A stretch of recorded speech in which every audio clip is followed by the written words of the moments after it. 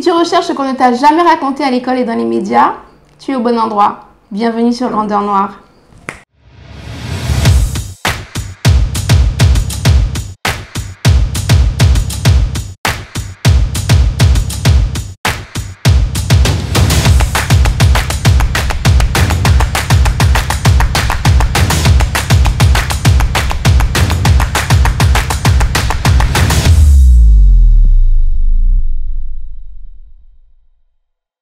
N'oubliez pas que vous apportez une aide considérable au projet de Grandeur Noire simplement en laissant défiler les publicités.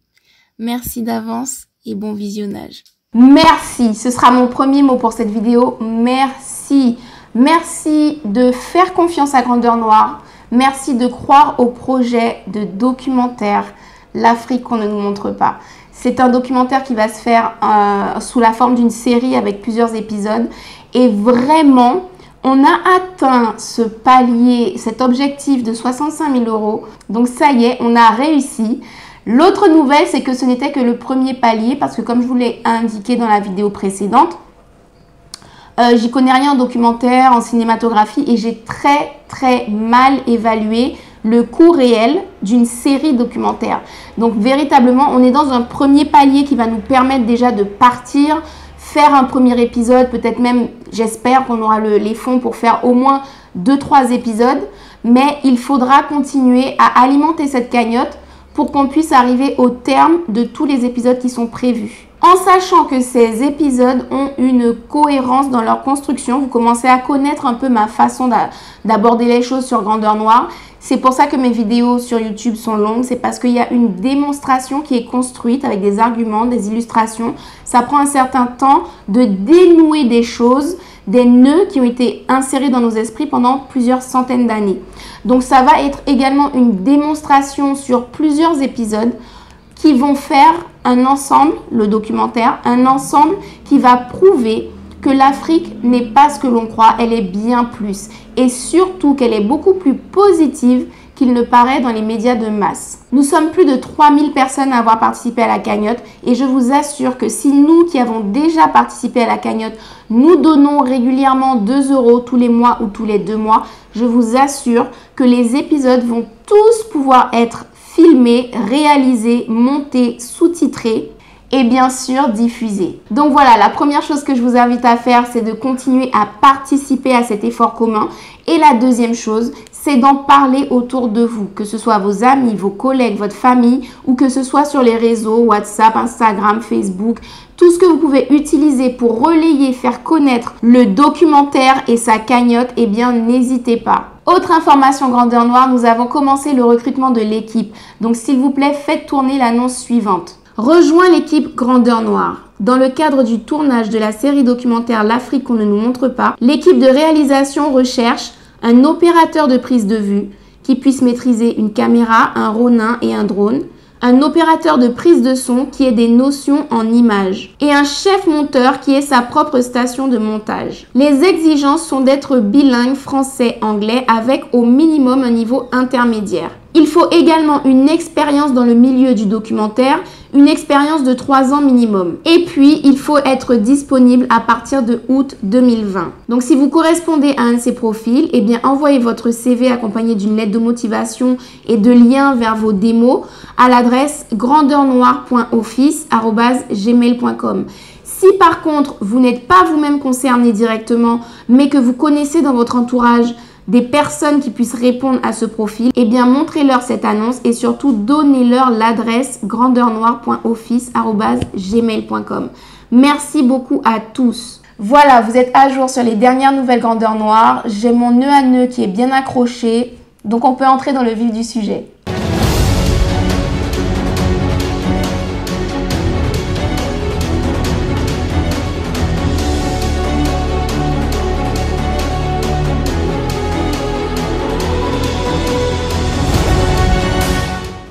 Alors aujourd'hui, j'ai choisi d'aborder le thème de la résistance parce que je suis épuisée, qu'année après année, on continue de commémorer quelque chose qui appartient à l'échec des Africains et qui ne devrait pas être rabâcher incessamment. Allez en Chine ou en Corée ou au Japon et observez s'ils ont des monuments un peu partout qui commémorent les moments de défaite, d'invasion des étrangers, de destitution de leurs dirigeants, de soumission à leurs oppresseurs et de démantèlement total de leur société. Et j'ai pris les 3 exemples que sont la Chine, la Corée et le Japon, mais j'aurais pu prendre n'importe quelle nation puissante actuellement. Aucune d'entre elles ne commémore leur moment d'échec. Est-ce qu'il existe un monument sur le territoire français qui célèbre la bataille de Vertières à Haïti où Napoléon a reçu une branlée? Non, il n'existe absolument aucun monument, même pas pour la bataille de Waterloo, qui commémore un échec de Napoléon ou un échec de Charlemagne ou un échec de Vercingétorix ou les nombreux échecs des différents présidents français. Les Africains sont les seuls à qui on rabâche année après année qu'ils ont été vaincus, qu'ils ont été mis en esclavage et que ce serait le sauveur blanc européen qui l'aurait libéré de ses chaînes. Donc, il était important que je consacre un épisode à ce que nous devons réellement commémorer, à savoir la résistance, les triomphes, les succès de nos ancêtres africains. Alors, la première chose qui m'agace dans cette histoire de commémoration d'abolition, c'est qu'on nous montre tout le temps des statues avec des chaînes ou bien des Africains enchaînés qui, même si la chaîne est cassée, qui portent des chaînes. Donc, on a la marque de cette infériorisation, de ce moment d'échec. Et le pire, ce sont les nombreuses statues où on voit des corps africains tordus de douleur, des visages défigurés par la peine. Encore une fois, on est dans l'échec, la douleur, la souffrance, l'infériorisation, la faiblesse. Et nous, les descendants de vaillants conquérants qui ont reconquis leur liberté, on doit rester là le 10 juin pour la Guyane, le 22 mai pour la Martinique, le 27 mai pour la Guadeloupe et le 20 décembre pour les Réunionnais. Il faut que chaque année, on aille devant des statues qui pleurent, qui se tordent de douleur et qui disent merci à leurs oppresseurs. Genre la statue qu'on a sur la plage Schellcher de Cayenne en Guyane où on a notre très gentil papa Schellcher qui tient un ancien esclave, n'est-ce pas? Un Africain affranchi grâce à lui, Victor Schellcher, qui le tient par l'épaule en mode « Voilà mon fils, voilà mon enfant, je t'offre la liberté. » Non, ça m'agace au plus haut point. Ça me fait devenir vulgaire. Donc du coup, on va rétablir une première chose en priorité, le syndrome du sauveur blanc. Ce ne sont pas Victor Schellcher, l'abbé Grégoire et tous ces gens-là qui étaient dans le confort de leur richesse en France, qui ont libéré les Africains, que ce soit sur le continent africain, que ce soit dans les colonies d'outre-mer, Réunion, Martinique, Guadeloupe, Guyane, toutes les autres. Parce que entre faire couler de l'encre sur un papier pour réclamer si possible une éventuelle abolition et faire couler le sang, son propre sang, dans des guerres pour arracher cette liberté, eh bien, il y a une grosse différence. Donc, ceux qui ont obtenu l'abolition, ce sont les Africains. Ils ont eu des collaborateurs, ils ont eu des alliés dans les personnes de l'abbé Grégoire et compagnie, peut-être parce que ces gens-là avaient des intérêts financiers avant d'être des humanistes. En tous les cas, tous les Blancs qui ont réclamé l'abolition de l'esclavage, mais qui n'étaient pas esclaves, qui n'ont pas subi les violences et les traumatismes, ce sont des alliés des abolitionnistes. Les abolitionnistes ne sont pas des Blancs. Les abolitionnistes sont uniquement des Africains. Une image simple pour comprendre ceci. L'évadé, c'est celui qui est sorti de la prison. Tous les complices qui l'ont aidé à s'évader, ce sont des complices, ce sont des alliés, ce sont des collaborateurs, mais ce ne sont pas des évadés. C'est la même chose pour les abolitions. Les abolitionnistes sont ceux qui se sont évadés par eux-mêmes, ceux qui ont lutté activement dans l'action pour se libérer. Les autres, ce ne sont pas des abolitionnistes, ce sont des alliés des abolitionnistes. Donc, s'il vous plaît, arrêtez d'appeler Schellcher abolitionniste, Abbé Grégoire et je ne sais qui d'autre abolitionniste. Et quant à la salle du Memorial Act, je vous invite à aller voir l'épisode sur le Memorial Act si ce n'est pas encore fait. La salle consacrée aux abolitionnistes, il y a 5 blancs sur 6 personnages abolitionnistes. 5 blancs. Ce ne sont pas des abolitionnistes, ce sont des alliés. Le seul abolitionniste de cette salle, finalement, c'est Frédéric Douglass. Et c'est vraiment malheureux parce que sur 6 personnages présentés, il n'y en a qu'un seul qui est un véritable abolitionniste. Donc déjà, on peut se poser la question de par qui a été fait cette salle-là? Est-ce qu'il y avait de véritables experts de l'histoire qui ont participé au projet du Memorial Act? Alors, 2 mots sur le syndrome du sauveur blanc. La première chose, c'est qu'il existe 2 types de sauveurs blancs.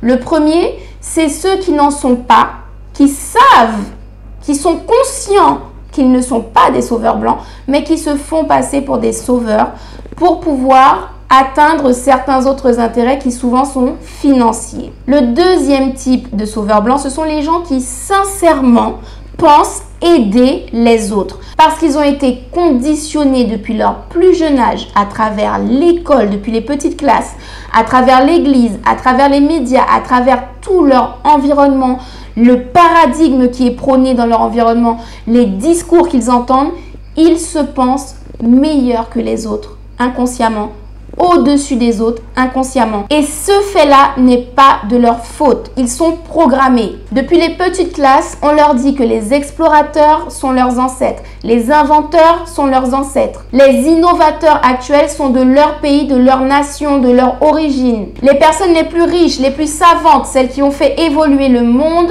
ce sont des gens qui appartiennent à leur communauté. Donc d'un côté, ils ont uniquement des représentations de l'excellence dans leur communauté et de l'autre côté, il y a une absence totale de l'excellence dans les autres communautés, à savoir asiatiques, amérindiennes, aborigènes d'Australie et africaines. Donc ces enfants-là grandissent convaincus que eux sont en position d'aider les autres parce que eux font mieux, savent plus et possèdent également plus. Ils se pensent issus de nations riches. Ils ne se rendent pas compte que tout ça est faux. Donc ces personnes-là sont des victimes de la désinformation. Ce ne sont pas des personnes à attaquer, à vilipender. De la même façon que nous, Africains, travaillons à déconstruire cette croyance que nous sommes inférieurs, eh bien, il nous faut expliquer avec beaucoup de pédagogie, il nous faut expliquer à ces personnes européennes et déconstruire dans leur mental leur croyance erronée qu'ils sont supérieurs. Les seules personnes à attaquer avec ce syndrome du sauveur blanc, ce sont les gens comme Bill Gates qui ont de grands moyens, qui ont de grandes influences et qui, elles, se servent sciemment du costume de bénévole et de bienfaiteur pour en réalité massacrer des enfants, des femmes, des populations entières pour le pouvoir et l'argent. Donc là, je m'adresse aux personnes blanches qui regardent Grandeur Noire et qui se sentent concernées par ce travail de reconstruction qu'on doit tous faire, nous tous les peuples de la planète, ce travail de reconstruction de nos mentalités. Je vous le dis avec énormément de bienveillance, vous ne rendez pas service au peuple dans lesquels vous allez pour apporter une aide humanitaire. Si vous souhaitez vraiment verser dans une aide à autrui, commencez par votre quartier, votre ville, votre pays. Parce qu'il y a de la misère là aussi. Il y a des maladies là aussi. Il y a des taux d'échec scolaire et de déscolarisation affolant. Donc si vous souhaitez mener des œuvres pour une meilleure société, commencez par chez vous. Laissez les autres se gérer. L'aide que vous pourrez apporter aux pays étrangers et notamment aux pays africains, ce sera de militer activement pour cesser l'ingérence de vos gouvernements dans ces pays-là. C'est-à-dire vous révolter massivement dans les rues, dans les médias, contre les politiques d'ingérence, comme par exemple le fait d'aller tester des vaccins en Afrique, ou encore le fait d'imposer une monnaie qui n'est pas africaine, comme le franc CFA ou l'éco, ou les nombreux coups d'État orchestrés par vos gouvernements, ou les assassinats commandités par vos chefs d'État. Lorsque les Français et plus globalement tous les blancs de la planète vont massivement relayer sur leurs réseaux sociaux, vont massivement descendre dans les rues pour manifester, pour rejeter l'ingérence de leur gouvernement dans les affaires des pays africains, dans les affaires des pays sud-américains, dans les affaires des pays asiatiques, je vous assure que là, votre aide sera encore plus efficace que n'importe quelle œuvre caritative qui va aider des petits orphelins en Inde, au Venezuela ou bien au Congo. Je m'arrête là pour le syndrome du sauveur blanc parce que ce n'est pas le sujet de la vidéo. On en revient à la résistance. Si vous devez retenir une chose, c'est que la résistance a commencé dès la première heure. Les Africains n'ont jamais accepté aucune domination, ni d'un voisin adversaire africain, ni d'un adversaire extérieur. Alors tout d'abord, comment les Européens ont réussi à prendre le contrôle sur tout un continent? Eh bien parce que l'une des grandes qualités des Africains, c'est l'hospitalité. L'être humain africain s'est développé dans un endroit extrêmement hospitalier où il n'a jamais manqué de nourriture, d'eau potable et de confort. Quand vous ne manquez de rien, vous êtes beaucoup plus apte à partager. Et c'est ce qui s'est passé avec chacune des communautés qui est venue en Afrique, que ce soit les Asiatiques, les Orientaux ou les Européens. Les Africains les ont accueillis à bras ouverts et ont même fait des cadeaux très précieux comme l'or, le sel, des peaux d'animaux et autres. Du coup, la toute première relation qui s'est nouée entre les Européens qui sont arrivés et les Africains a été amicale. Les Européens n'ont pas montré d'hostilité. Du coup, ils ont reçu des cadeaux. Ils sont revenus en Europe avec beaucoup d'or, beaucoup de choses précieuses. Et la cupidité de certains dirigeants a provoqué une ruée vers les trésors africains. Et ce que les Européens recevaient gracieusement des Africains en tant que cadeau, eh bien, ils ont tenté de l'arracher par la force et d'en avoir toujours plus. Du coup, des guerres ont éclaté puisque les empereurs et les rois africains ont commencé à trouver ces Européens un peu envahissants, un peu belliqueux. Ils ne se sont pas laissés faire, des guerres ont éclaté pour empêcher l'invasion européenne. Le seul et unique atout qui a permis aux Européens de gagner cette guerre sur tout le continent, ce n'est pas une intelligence supérieure, ce n'est pas un courage plus grand, ce ne sont pas des soldats de meilleure qualité, c'est tout simplement l'utilisation des armes à feu, à savoir des canons, des mitraillettes et des fusils. Les Africains possédaient un arsenal d'armes très ingénieuses du nord au sud, de l'est à l'ouest, mais contre une arme à feu, bien évidemment, leurs sabres, leurs épées, leurs flèches, leurs haches, leurs gourdins étaient beaucoup moins efficaces. Pour autant, aucun dirigeant africain ne s'est résigné. La plupart a combattu l'envahisseur militairement et politiquement. Certains d'entre eux ont dû capituler pour éviter que leur peuple ne soit trop massacré et tué. Mais aucun n'a accepté de livrer son pays pour de l'argent. Les exemples de résistance militaire et politique en Afrique sont extrêmement nombreux. Je vais simplement vous raconter l'exemple de Samori Touré, mais il en existe énormément. Alors, ce qui m'a marqué dans l'histoire de Samori Touré, c'est sa ténacité, c'est sa détermination indéfectible. C'est-à-dire que, étant adolescent, son peuple s'est battu avec un autre peuple voisin et son peuple a perdu. Sa mère a été capturée, elle a été faite prisonnière.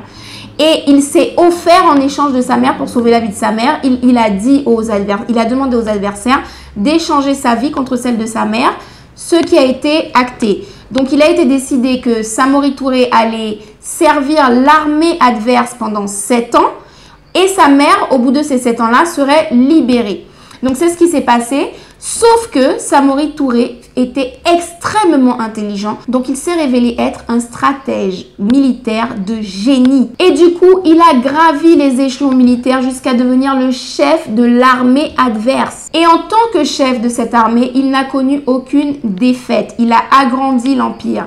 Du coup, les soldats lui ont fait de plus en plus confiance. Les gens du pays sont venus se rallier à son armée. Son armée a grandi, est devenue de plus en plus puissante, au point que carrément Samori Touré se retrouve à la tête de l'empire Wassoulou qui était immense. Donc Samori Touré est passé de prisonnier de guerre à esclave dans l'armée adverse, à chef de cette armée adverse, puis à carrément chef d'État de l'empire Wassoulou. Mais c'est pas fini. Samori Touré était un général d'armée de génie, mais c'était un politicien tout aussi brillant. D'abord, il a réussi à instaurer la paix et la prospérité au sein de diverses communautés. À cette époque, en Afrique, les empires recouvraient différents peuples qui avaient différentes langues, différentes pratiques, différentes mœurs, et ces peuples ne s'entendaient pas forcément entre eux.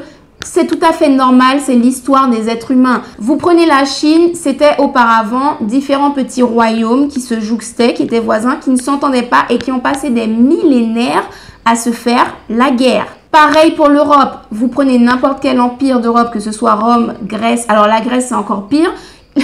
Les Troyens ne s'entendaient pas avec les Spartiates. Les Spartiates ne s'entendaient pas avec les Athéniens. Enfin, c'était des guerres continuelles.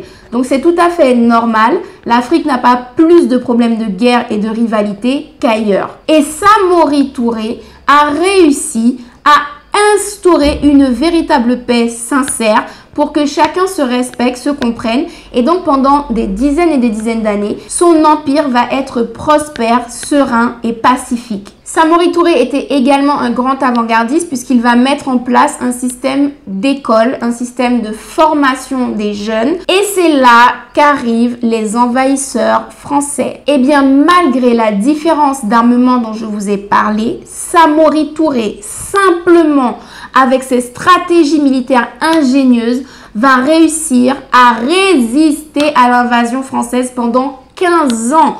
Vous vous rendez compte combien de journées et d'heures de combat il y a dans 15 années? Et à l'époque, l'Empire Wassoulou était extrêmement vaste. Il recouvrait la Sierra Leone, la Guinée, la Côte d'Ivoire et une partie du Mali. Et bien aussi vaste que soit son empire, il a réussi à tenir de bout en bout. Et ce, contre des canons et contre des mitrailleuses. Bien évidemment, au bout de 15 ans, les Français ont compris qu'ils ne pourraient pas simplement avec leur force de frappe militaire envahir l'empire du Wassoulou. Donc qu'est-ce qu'ils ont fait?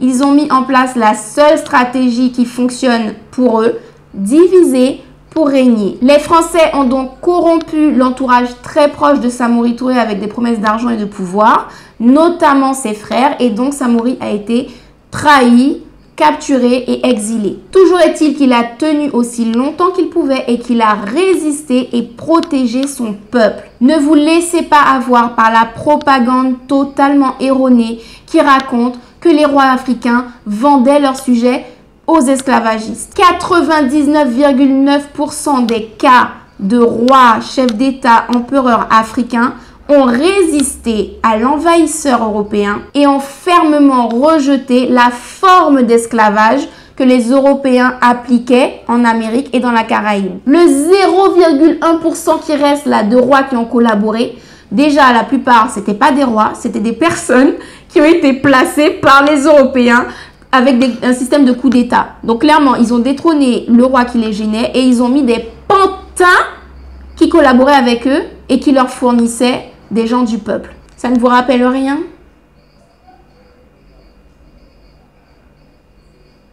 Enfin bref, c'était une parenthèse. Concernant les dirigeants africains qui ont résisté à l'envahisseur, qui ont refusé le système d'esclavage européen, ils sont extrêmement nombreux. Je vais juste vous donner quelques noms pour vos recherches. Le roi Béhanzin du royaume du Dahomey, l'empereur Shaka de l'empire Zoulou, l'empereur Ménélik de l'empire d'Éthiopie, la reine Ya Asantewa de l'empire Ashanti, la reine Zinga des royaumes d'Ango et Matamba. Et il n'y avait pas que des chefs d'État qui ont résisté et qui ont mené le peuple à résister. Il y a eu par exemple Aline Sitoé Diatta qui était une guérisseuse dans la région de la Casamance ou encore Kimpa Vita du royaume Congo. Donc voilà les quelques éléments de réponse que vous pouvez apporter aux gens qui vont venir vous dire oui mais de toute façon les rois africains ont vendu, les rois africains se sont... Non!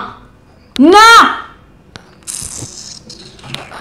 Alors, je vous ai dit que les rois ont résisté, mais bien évidemment qu'ils étaient appuyés par le peuple qui allait se battre. Et ça, que ce soit les hommes ou les femmes. Les femmes aussi ont énormément pris part aux guerres militaires, aux combats. Alors, vous imaginez bien qu'un peuple qui s'est battu des années pour sauvegarder sa liberté et son indépendance, il ne va pas se laisser déporter comme ça sans rien faire.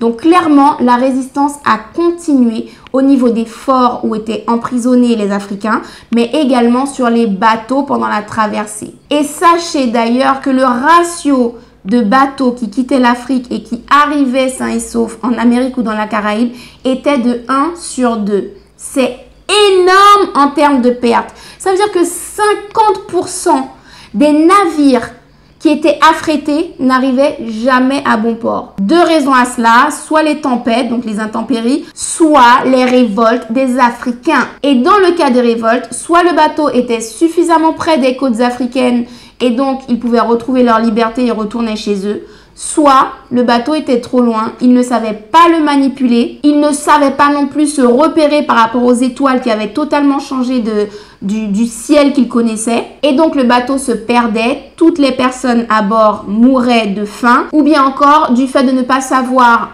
diriger le bateau, et bien celui-ci s'échouait sur des écueils. Alors je vais vous donner quelques exemples très précis pour que vous constatiez que les Africains ne se sont pas laissés embarquer docilement comme on voit sur beaucoup d'images dans les livres scolaires, les manuels d'histoire géo qui sont encore actuellement dans les lycées et les collèges de nos jours, là en 2020, et qui montrent aux adolescents que les Africains sont enchaînés, sont la tête baissée et se laissent capturer et se laissent emmener dans des cales de bateau. Non!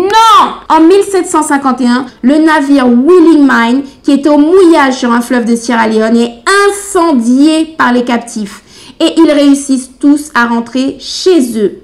En 1767, après 4 jours de navigation, les capteurs du navire L'Industrie neutralisent l'équipage et remettent le cap sur l'Afrique. Vous imaginez les Africains qui n'ont jamais conduit des navires aussi immenses et qui arrivent à remettre le cap. En 1769, des guerriers du Nigeria partent en pirogue délivrer leurs épouses, leurs frères, leurs enfants sur le navire Nancy qui vient de lever l'ancre. La lutte est victorieuse et tous les captifs regagnent le continent avec leur sauveur. Pareil en 1770 pour l'Ave Maria qui est en partance pour la Guadeloupe et qui est pris d'assaut par des guerriers africains qui libèrent tous les captifs. Pareil en 1771 avec des captifs du navire Nécessaire qui se libèrent et qui retournent en Guinée-Bissau. Et des histoires comme ça, il y en a des centaines par an à chaque fois.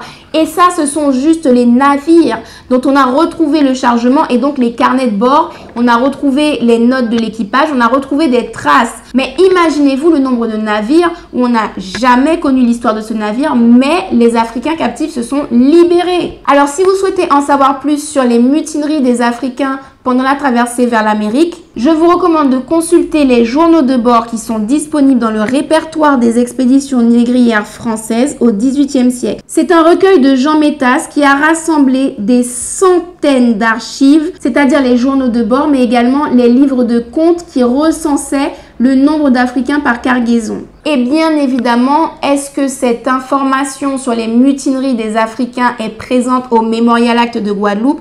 Non!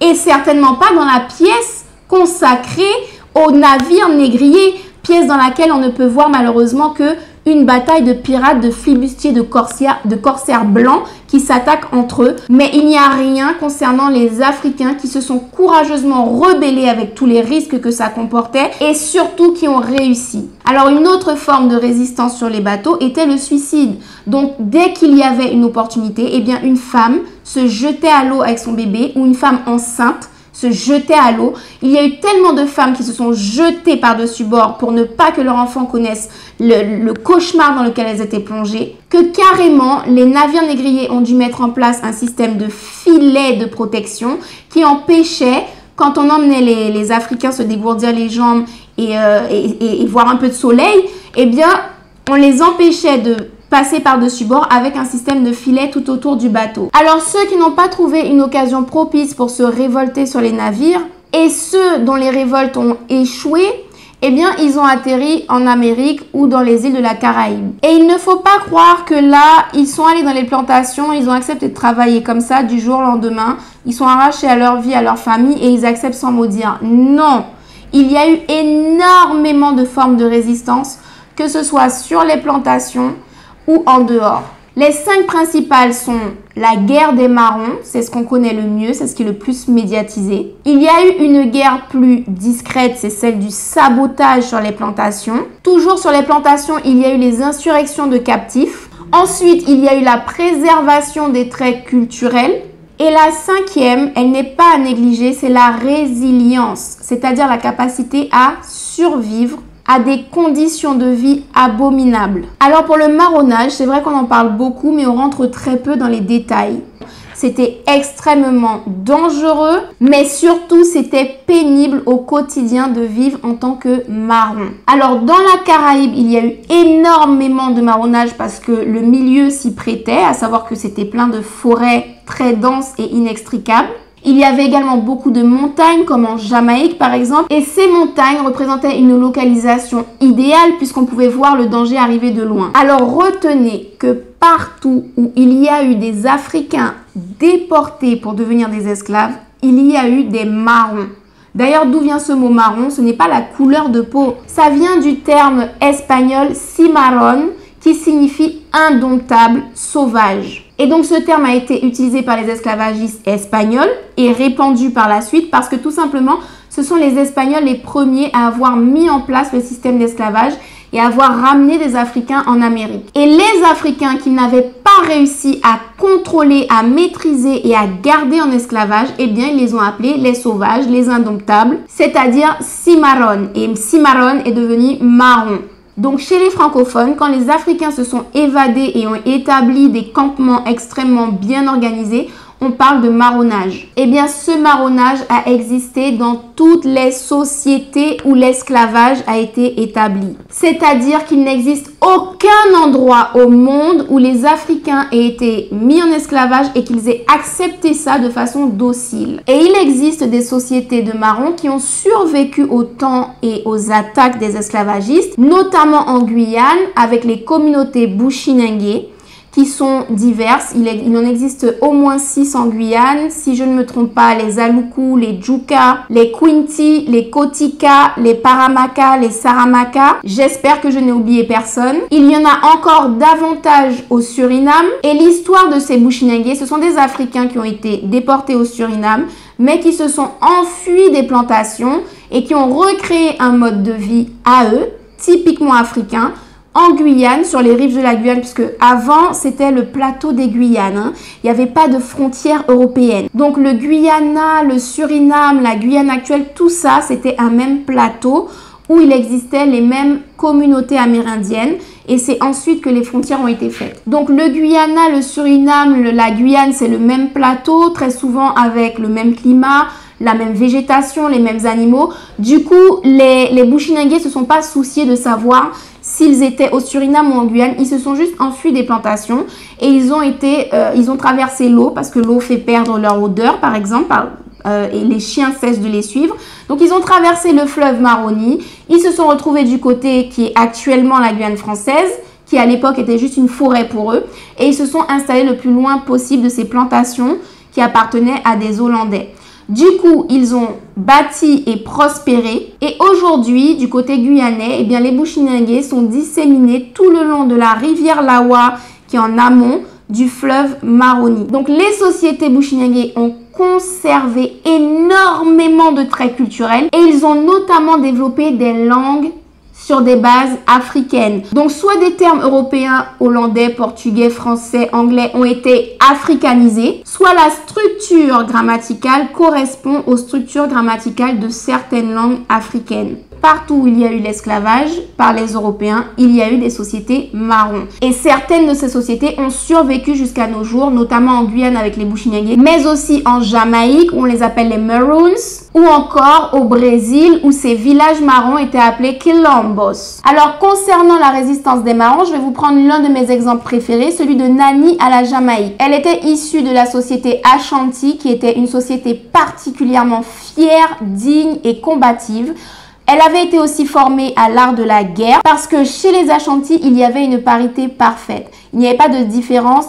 Les femmes restent à la maison, s'occuper de la cuisine et du ménage et les hommes protègent la nation. Non, les femmes étaient formées à l'art militaire, tout comme les hommes apprenaient à cuisiner et apprenaient à réaliser les tâches ménagères. Donc Nani, qui avait été formée à la survie en milieu forestier, a pris le risque de s'échapper en Jamaïque qu'elle ne connaissait pas du tout. Et heureusement pour elle, eh bien, le milieu forestier de la Jamaïque correspondait parfaitement au milieu forestier de son royaume Ashanti. Du coup, elle a retrouvé des arbres similaires, des plantes médicinales similaires, des graines, des fruits similaires et elle a su comment survivre. Elle n'est pas partie seule, elle a entraîné des compagnons avec elle, ils se sont évadés et elle a créé un campement dont elle est devenue le chef grâce à ses compétences militaires. Et elle va dispenser ses connaissances militaires à ses compagnons qu'elle va former. Et semaine après semaine, mois après mois, année après année, Nani va faire grandir cette armée en allant libérer d'autres Africains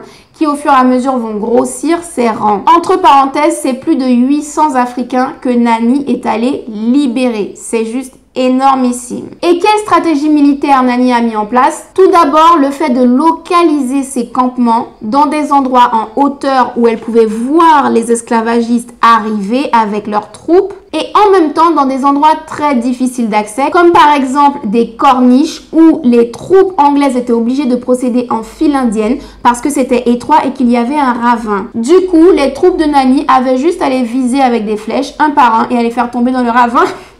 Excusez-moi. Une autre stratégie qu'elle a mis en place, c'était le système de l'heure. C'est-à-dire qu'il y avait un courageux soldat de ses troupes, Nani, qui se désignait comme appât et qui devait courir vers les troupes anglaises, se faire voir d'eux et les emmener vers des pièges. Déjà, il y avait des pièges là où il les emmenait, il les connaissait, donc du coup, il sautait par exemple un fossé qui était camouflé et les troupes, une partie des troupes tombait dedans. Enfin, vous n'avez qu'à regarder le film Rambo. En fait, Rambo a tout pris à Nani. Donc, regardez Rambo, regardez les pièges qu'il utilise dans la forêt. Il a tout pris aux Africains marrons, que ce soit ceux du Brésil, de Guyane, de partout, et notamment à Nani en Jamaïque. Donc voilà, il y avait toutes sortes de pièges dans lesquels l'appât emmenait les soldats. Il y avait également le système d'encerclement. C'est-à-dire que Nani a appris à ses troupes à s'enduire de boue parce que non seulement ça masquait leur odeur pour les chiens, mais en plus, cette boue agissait comme de la glu, c'est-à-dire qu'on pouvait coller des feuilles et des branchages dessus et du coup, ces hommes se transformaient en arbustes vivants et ils se mêlaient à la végétation d'où ils avaient l'air totalement invisibles. Encore une fois, un appât guidait les troupes vers un endroit où là, des soldats de Nani les encerclaient, ils étaient camouflés, donc les soldats britanniques ne s'y attendaient pas et ils les prenaient par surprise avec des haches, des flèches, etc. Ils n'avaient aucune chance, le piège se refermait sur eux. Nani a également développé un système très ingénieux de prévention, à savoir qu'il y avait des sentinelles des kilomètres avant le village qui était en hauteur et lorsque ces sentinelles entendait ou voyait des troupes approcher, il soufflait dans une corne de vache. Le son traversait des kilomètres, prévenait le village. Et Nani avait un système de campement de repli. C'est-à-dire que comme l'alerte arrivait des heures avant que les troupes britanniques n'arrivent sur le village, eh bien, les gens du village, notamment les personnes les plus faibles, âgées, enfants, femmes enceintes, quittaient le village pour aller à des campements qui étaient beaucoup plus loin, beaucoup mieux cachés. Et pendant ce temps-là, les troupes, les personnes les plus fortes, les plus vigoureuses, défendaient le village. En cas de perte de la bataille, eh bien Nani faisait brûler le village. Les soldats de Nani se dispersaient dans la forêt qu'ils connaissaient par cœur et tout le monde se retrouvait dans le village de repli qui était beaucoup plus loin, encore très difficile d'accès et donc ça prendrait plusieurs jours aux soldats anglais de les retrouver. Pendant ces plusieurs jours, Nani préparait des pièges, des embuscades et surtout à chaque fois elle préparait d'avance des campements de repli un peu partout. Donc elle était insaisissable et pendant 30 ans, 30 années, Nani a réussi à échapper aux soldats britanniques, aux esclavagistes britanniques. Elle a réussi à libérer des centaines et des centaines d'Africains et surtout, elle a réussi à protéger des milliers d'Africains dans ses campements. Et je vous assure que Nani n'est qu'un seul exemple parmi les centaines de chefs marrons qui ont résisté à l'esclavage en Jamaïque pendant plus de 3 siècles. Pour ceux qui maîtrisent l'anglais, je vous recommande ce livre, The Maroon Story. Alors c'est vrai qu'il est énorme, mais c'est une mine d'or où on retrouve certaines stratégies qui sont juste édifiantes. On rentre dans des détails militaires où on se dit waouh, les gens qui ont mis ça en place, c'était véritablement des génies militaires. Et s'ils avaient pu œuvrer en Afrique avec les mêmes armes que les Européens, jamais l'Afrique n'aurait été prise d'assaut. Comme je vous l'ai dit tout à l'heure, les résistances marrons se sont organisées partout. Donc bien évidemment que la Jamaïque n'a pas le monopole des stratégies militaires et des grands chefs qui ont marqué l'histoire de la résistance contre l'esclavage. Au Mexique, il y a l'exemple de Gaspar Yanga qui s'est évadé d'une plantation, qui a construit son campement, qui a résisté des dizaines et des dizaines d'années. Tant et si bien que son campement existe encore et s'est transformé en ville aujourd'hui qui porte le nom de Yanga et qui compte au moins 20 000 habitants. Du côté du Brésil, on a l'exemple de Zumbi qui lui s'est évadé pour rejoindre le Quilombo dos Palmares et qui a protégé ce campement pendant plus de 15 ans, qui a également libéré des centaines d'Africains. Au Suriname, il y a Kwaku, au Guyana, c'est Cuffy, à Saint-Kitts, c'est Marcus. La liste est extrêmement longue, sachant que je ne vous donne qu'un exemple par endroit, alors qu'il y a eu des centaines et des centaines et des centaines et des milliers, sur 300 ans, des milliers d'Africains qui ont résisté sur le plan militaire à l'esclavage. Alors chez nous, on peut citer à La Réunion le couple Ansin et Eva qui s'est réfugié dans un piton de La Réunion. En Guadeloupe, il y a le cas de la mère de Solitude, Solitude qui est une héroïne de la résistance de mai 1802. En Martinique, malheureusement, je ne connais absolument pas de nom de marron là-bas. Donc s'il vous plaît les Martiniquais, partagez avec nous dans les commentaires les noms des marrons que vous connaissez. Et puis les cas de chez moi, ils sont nombreux et je les connais bien puisque c'est chez moi. Donc je peux citer Linval, Cupidon, Copena, Pompée, Simon, Lovinski, Gertrude, Claire, Marion. À ce propos, la cinéaste guyanaise Marie-Sandrine Bakoul a réalisé le film L'Histoire des Lions. Ce film, tourné avec très peu de moyens, est pourtant édifiant. Il retrace l'histoire inconnue d'un des plus grands chefs de la résistance guyanaise, Pompée. Beaucoup d'entre vous seront à la fois surpris de ce qui s'est passé en Guyane et à la fois inspirés sur comment récupérer notre histoire et comment la transmettre à nos enfants. Donc vraiment, allez consulter ce film qui est disponible gratuitement sur Vimeo. Chez les Bushinengue dont je vous parlais tout à l'heure, il y a le chef Boni qui est extrêmement connu. D'ailleurs, je vous invite à lire l'œuvre de Serge Billet qui lui est dédiée ainsi qu'à sa mère. Il y a également Adou, Alabi, Aloukou, il y en a énormément. Retenez bien de cette partie de la vidéo qu'il y a eu du marronnage partout où l'esclavage a été mis en place.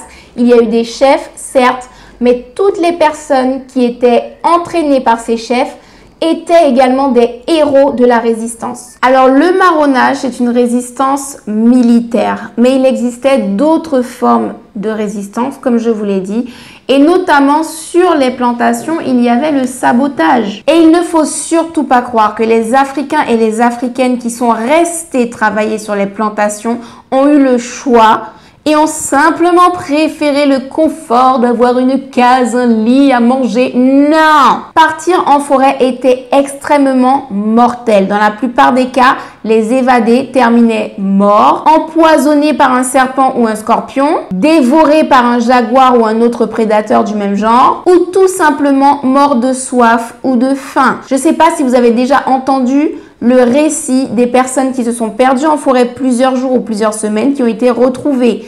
C'est infernal. Tout le monde ne peut pas survivre en forêt sans les connaissances qu'il faut, à savoir comment soigner une blessure pour ne pas qu'elle s'infecte, etc., etc.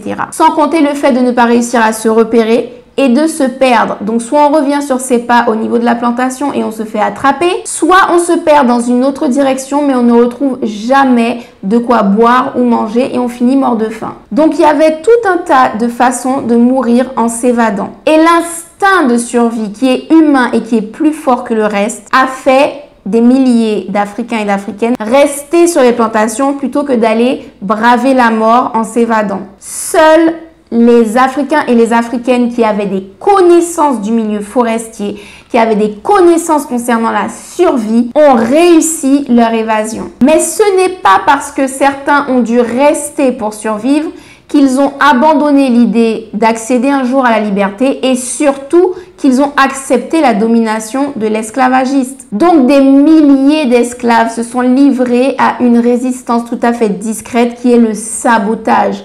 Ils cassaient des outils, ils détérioraient des machines qui valaient beaucoup d'argent, ils ralentissaient le processus de récolte, ce qui fait que si c'était de la canne à sucre par exemple, ça pourrissait, une partie de la récolte importante pourrissait et ça représentait un manque à gagner très important pour l'esclavagiste. Et il y a eu également la partie la plus dangereuse, à savoir les empoisonnements. Ce n'était pas nécessairement des empoisonnements mortels, ça pouvait rendre la cible aveugle, ça pouvait donner des maux de ventre ou de tête atroces, des diarrhées, ça pouvait également provoquer des paralysies. Il y a eu des empoisonnements qui ont provoqué la mort, mais il y a eu aussi et surtout des empoisonnements qui consistaient à pourrir la vie des esclavagistes. Et les Africains qui prenaient le grand risque d'empoisonner étaient souvent ceux qui avaient accès aux cuisines, qui travaillaient dans les cuisines. Donc, ce qu'on appelle nègres de maison de façon péjorative pour désigner les traites africains, ça ne veut pas dire que ce sont uniquement des personnes qui travaillaient dans la maison. Il y avait des Africains qui travaillaient dans les champs, qui ont trahi des plans d'évasion, qui ont trahi des plans de révolte et qu'on a appelés nègres de maison. De la même façon qu'il y a eu des Africains qui travaillaient dans la maison et qui ont saboté ou empoisonné.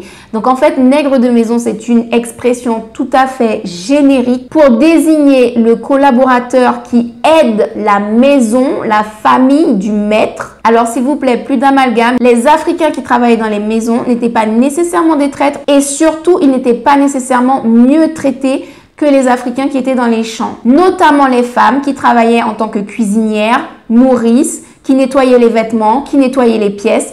Ces femmes-là étaient très souvent violées par le maître. Donc ne pensez pas que travailler à la maison voulait dire faveur, privilège et une vie plus douce. Et je peux vous dire que ces personnes-là étaient très courageuses parce que quand vous vivez aussi près de la personne que vous haïssez, qui vous détruit à petit feu jour après jour, ça doit être terrible au niveau mental de tenir dans cette atmosphère.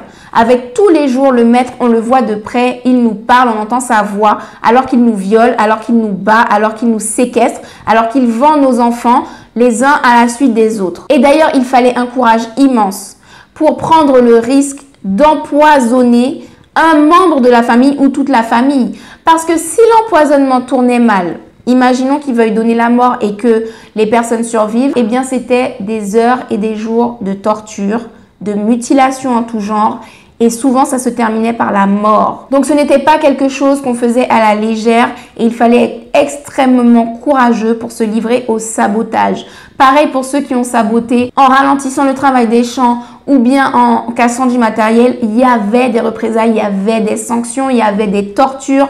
Donc tout ça n'était pas anodin. C'était plus discret, mais ce n'était pas moins risqué en termes de souffrance et de sanctions. Alors à côté des sabotages, toujours dans le milieu de la plantation, il y avait une autre forme de résistance qui était les insurrections. Cette fois-ci, c'était frontal, c'était violent. Des Africains s'organisaient très souvent clandestinement, décidaient d'un jour où ils allaient agir de façon synchronisée et ils se révoltaient avec des armes, avec des outils. Ils brûlaient la maison des maîtres, ils brûlaient les champs, ils brûlaient les bâtiments officiels comme les préfectures, les mairies, les tribunaux et ils tentaient dans un acte désespéré de reprendre le pouvoir, à savoir le pouvoir sur leur propre vie, la liberté. Et là encore, les révoltes sur les plantations ont eu lieu partout où il y a eu des plantations. Aux États-Unis, une révolte qui est restée célèbre, c'est celle de Nat Turner.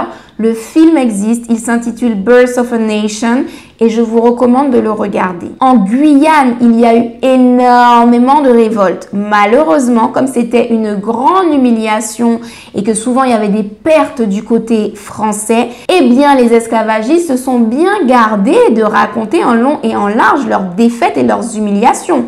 Eux ne commémorent pas leurs échecs. Du coup, soit ils ne l'ont pas apposé par écrit, soit ils se sont débarrassés des témoignages. L'insurrection qui m'a le plus marqué parmi les nombreuses histoires qui existent, c'est celle du Ougan Dirty Boukman à Haïti, qui a réussi à fédérer plus de 200 Africains et Africaines de toute l'île. C'est-à-dire que cet homme était cantonné à sa plantation. Et la nuit, il prenait le risque de quitter sa plantation de façon clandestine et secrète pour aller rejoindre d'autres chefs de plantation pour préparer le plan. Et puis, je ne sais pas comment ils ont fait à l'époque parce qu'il n'y avait pas WhatsApp, il n'y avait pas le téléphone portable. Donc clairement, pour se passer le mot sur toute l'île d'Haïti, qui est grande, qui fait des kilomètres carrés, pour arriver à se passer le mot sans que ce soit déformé, sans que ce soit arrêté ou je ne sais quoi, et arriver à synchroniser une attaque surprise, c'était extraordinaire pour l'époque. Eh bien, Ougan Dirty Boukman a fait ça et il a même réuni des centaines d'Africains à Bois-Caïman où il y a eu une grande cérémonie spirituelle vaudou. Et c'est cette spiritualité qui a donné la force aux Africains d'affronter le danger. Et pendant plusieurs jours, ils ont réussi à semer le chaos, à semer la panique du côté français. Pendant tous ces jours-là, ils ont mangé à leur faim et ils ont connu une sorte de liberté puisqu'ils pouvaient circuler. Ils ont brûlé les plantations, brûlé les bâtiments, ils ont tué tous les soldats français qu'ils pouvaient, qui voulaient les arrêter dans leur quête de liberté. Malheureusement, encore une fois, la force de frappe des Français, c'était les armes à feu, les canons, les mitraillettes. Du coup, la tentative de Dutty Boukman s'est soldée cette fois-là par un échec. Par contre, ce n'est qu'un échec partiel, puisque c'est cette insurrection qui va inspirer Toussaint Louverture, Jean-Jacques Dessalines, Sanité Belair, Claire Heureuse, Dédé Basile et tous les autres à arracher leur liberté quelques années plus tard. Alors toutes ces résistances, je les classe, mais c'est tout à fait personnel, dans une catégorie que j'appelle des résistances offensives, parce que le but de toutes ces résistances était de nuire à l'oppresseur et de finalement destituer l'oppresseur de son rang de dominant. Donc que ce soit en Afrique, lorsque les peuples se sont soulevés contre l'envahisseur, que ce soit sur les bateaux, lorsque les captifs ont essayé de reprendre le contrôle du navire, que ce soit lors du marronnage, lors des insurrections ou lors du sabotage et des empoisonnements, à chaque fois, les Africains s'en prenaient directement à leur oppresseur. Mais maintenant, on va rentrer dans une oppression qui est défensive. Donc cette fois-ci, il ne s'agit plus d'attaquer directement l'oppresseur, mais de défendre son patrimoine et notamment son patrimoine culturelle et historique. Et encore une fois, cette résistance était dangereuse puisqu'il y a eu beaucoup de mises à mort. Alors cette résistance défensive, elle est passée par le fait de préserver des traits culturels comme la langue. Partout où il y a eu des Africains mis en esclavage, ils ont recréé une langue à eux. Certaines fois, ça a été appelé créole, d'autres fois patois comme en Jamaïque, mais à chaque fois, ils ont recréé une langue. Pourquoi? D'abord, les esclavagistes interdisaient aux Africains de parler leur propre langue pour éviter qu'ils communiquent et qu'ils se synchronisent pour des révoltes. Ensuite et surtout, les Africains ont été mélangés sur les plantations. Ils venaient de sociétés différentes qui avaient des langues différentes. Donc pour arriver à se comprendre, eh bien ils ont recréé une langue. Et ça, c'est un acte de résistance extrême parce qu'il était beaucoup plus simple d'apprendre la langue du colon, puisque les rares fois où on s'adresse à nous, c'est le colon qui nous parle dans sa langue. Et les rares fois où nous, on est autorisé à communiquer, c'est pour s'adresser au colon dans sa langue. Donc, il était carrément plus simple, quitte à adopter une nouvelle langue, de prendre la langue du colon. Mais non! Les Africains ont voulu marquer leur rejet de cette domination européenne en rejetant les langues anglaises, françaises, portugaises, espagnoles, hollandaises et autres, et en créant plutôt de nouvelles langues basées sur des structures grammaticales africaines et avec un lexique africain ou alors des mots empruntés aux colons mais africanisés. Donc la création de ces nouvelles langues ont permis aux Africains qui étaient mélangés sur les plantations avec des langues différentes de se comprendre entre eux, de ne pas être compris par le colon et également de ne pas se servir de la langue du dominant. Et une forte répression a été exercée sur ces nouvelles langues qu'on appelle créole ou patois pour pouvoir empêcher leur transmission et leur développement.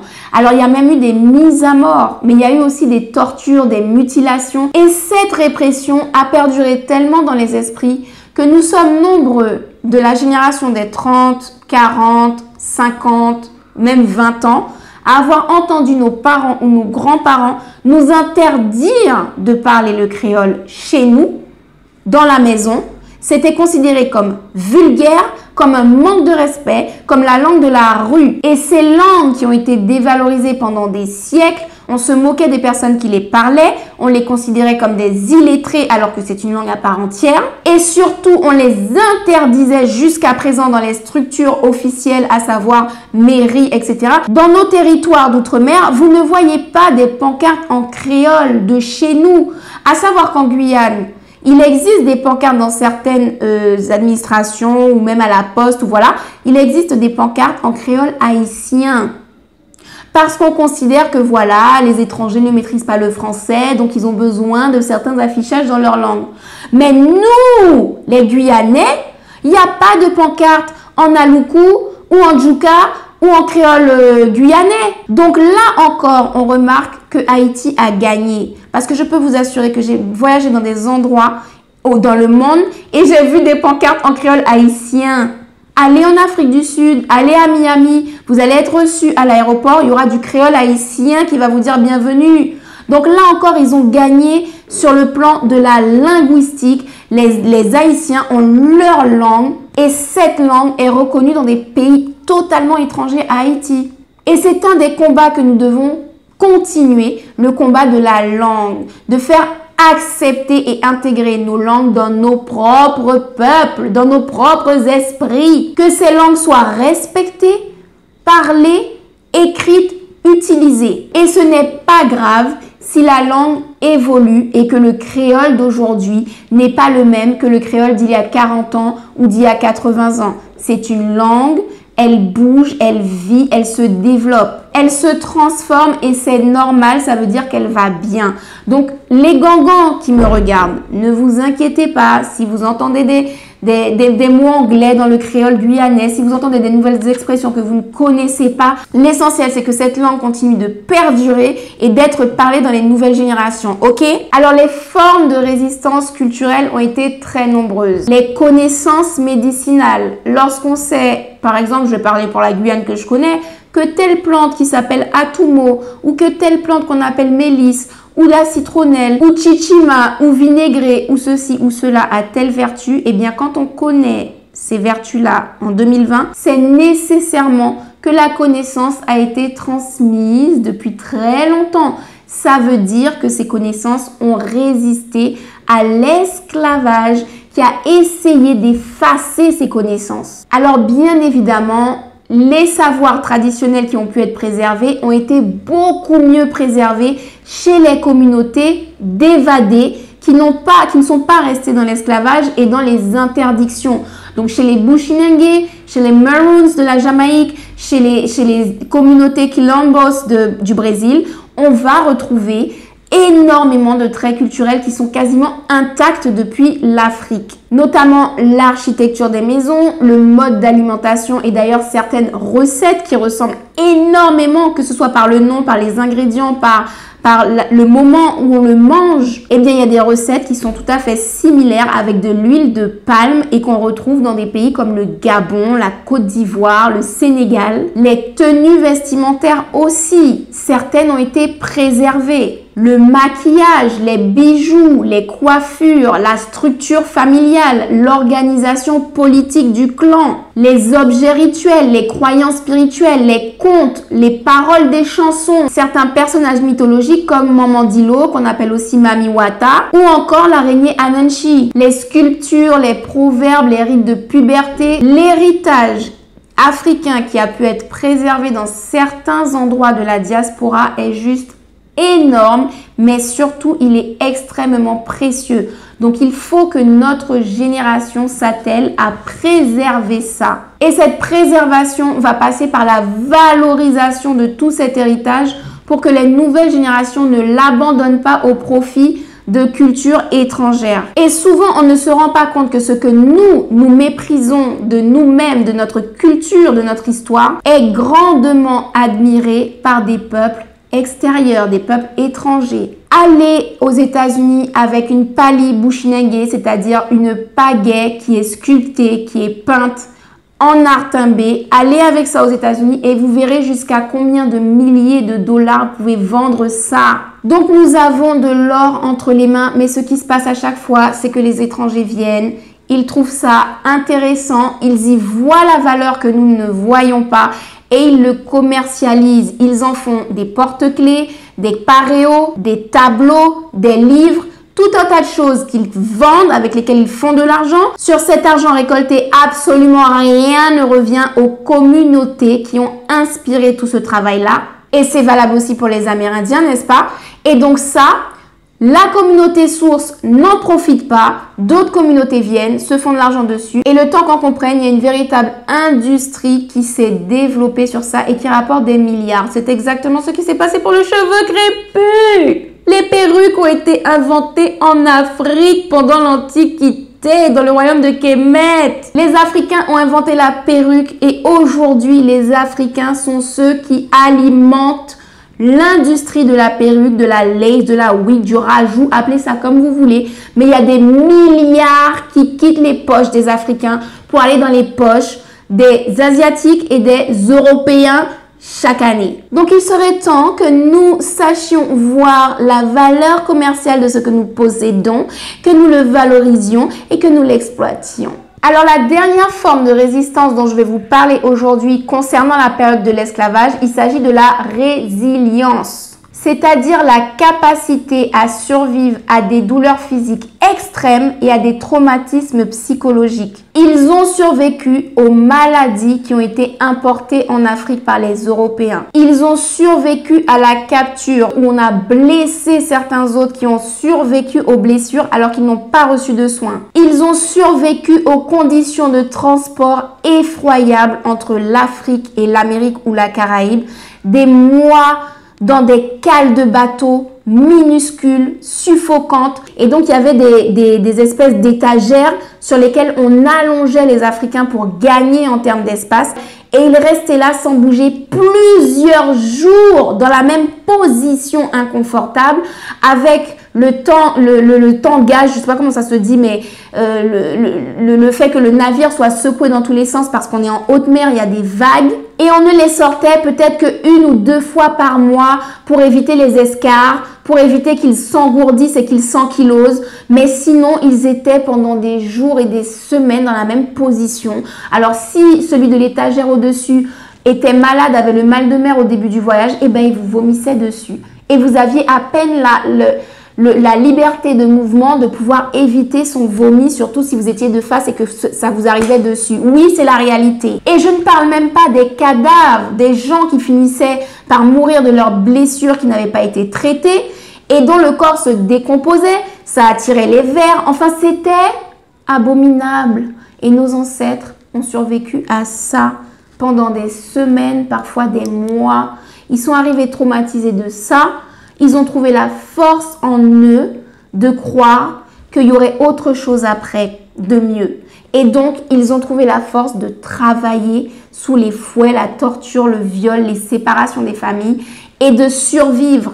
S'ils n'avaient pas trouvé la force de survivre, eh bien, nous ne serions pas là. Le travail forcé a occasionné la mort de beaucoup, notamment des personnes âgées, des enfants et des femmes enceintes. La malnutrition aussi a entraîné des morts. L'hiver, parce que bien évidemment, les esclavagistes n'avaient pas que ça à faire d'acheter des manteaux de fourrure pour envoyer les esclaves au champ. Donc, les Africains n'avaient pas de quoi se vêtir chaudement et certains d'entre eux mouraient de pneumonie ou d'autres maladies qu'ils attrapaient à cause du froid. Et sachez que tous ces traumatismes sont inscrits dans nos gènes à nous les descendants, que nous le voulions ou non, que nous en soyons conscients ou pas, que nous soyons dans le déni en mode « je veux absolument m'intégrer dans la culture étrangère qui ne me correspond pas » ou bien « je suis un nègre de maison qui collabore pour nos adversaires parce que j'ai besoin de me mettre à l'abri financièrement